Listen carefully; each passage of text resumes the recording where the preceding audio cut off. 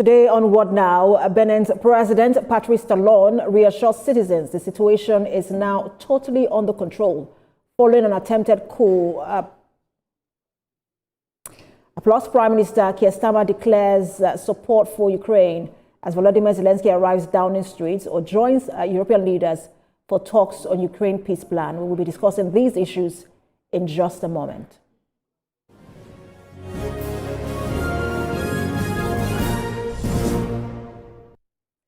Hello and thank you for joining us. This is What Now? I am Precious Amayu.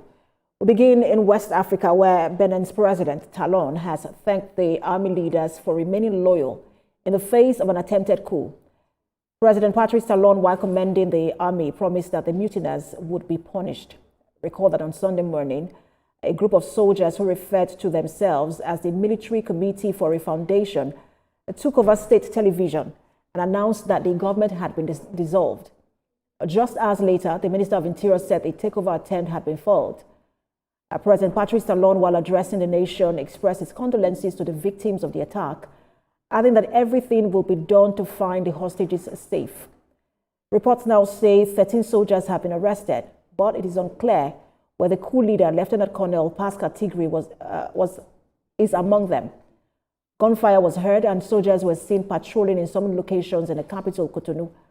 But the city has been relatively calm since the coup attempt was announced. The signal to the state television and public radio, which was cut off, has also been restored. A writing fellow African Liberty, Precious Akintulubo, joins me now to discuss the development in Benin Republic. Good to have you join us. Thank you for having me. So let me start by getting your reaction to this. This is coming just, I think, about 11 days after the coup as well in Guinea-Bissau, and then we've seen attempted coups and coups as well on the continent recently. What's your thought on this particular one? Is it something that you saw coming? To be very honest, I would not say I see this coming, because in West Africa today, not especially Benin Republic, that has been seen as one of Africa's, should we say, leading democratic state. It's been a while, or I would say after the independence, they've not really been any successful coup d'etat. So even if I would be seeing it coming in any other West African state, due to the range of coups that has been going on in Mali, Guinea-Bissau, Sudan, and Hall. But seeing it coming in Benin, I wasn't seeing it coming, due to the whole how it has been one of the solidarity of democracy across Nigeria. Yeah. The coup was fought quite all right, but what is the guarantee that whilst there was a pushback, stability has been restored?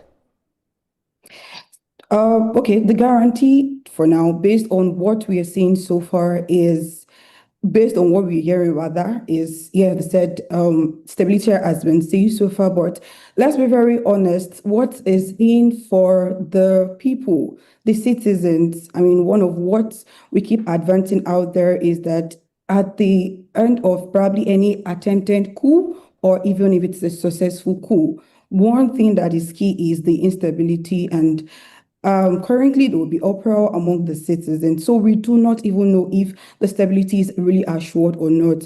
But I would say thanks to the ECOWAS quick action, and including Nigerian support that sent aid to make sure that these do not prolong for long.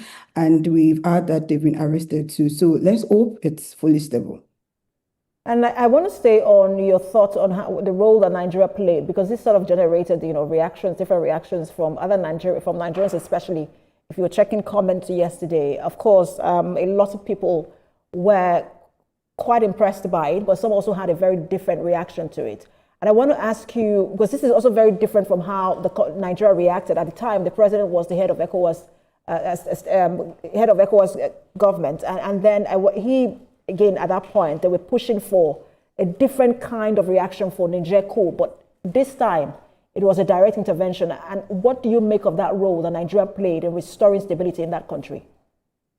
The role Nigeria played in restoring stability in Benin Republic currently, we could say it's more of brotherhood of nations, whereby it's deeply important We can even say it could probably be based due to the role of ECOWAS, but Nigeria coming in and standing in would really be due to the brotherhood and the fact we could also consider maybe because it's has close borders with Nigeria, so it's better to ensure that such did not stay, so that probably to secure Nigeria itself.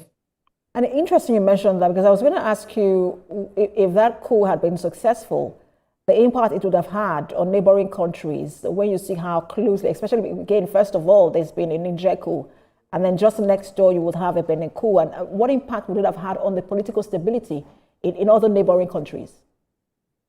Okay, based on the fact that Benin is more of a solidarity country that has been promoting democracy back to back. So if it should be a success, countries that do not have tight securities, there is possibility that these countries, it will gel up other military presence there to like, oh, it's time, let's also try to pump this out there. But of course, countries with tight securities and loyal armed forces won't be able to have that kind of thing come into existence.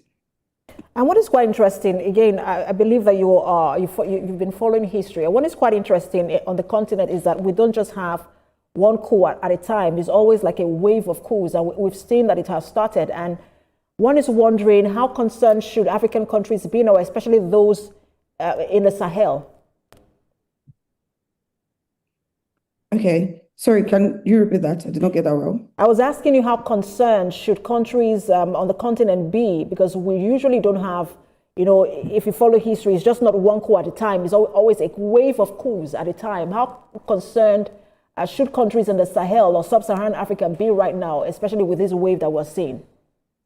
One of the reasons from what the soldiers mentioned when they were on the national TV was that, they were making this coup due to insecurity issue, right? So even if any country would act under this continent, especially those in Sahel, would actually probably want to be alerted, it should be those that are facing the case of insecurities right now. So it's not more about will a coup exist or not.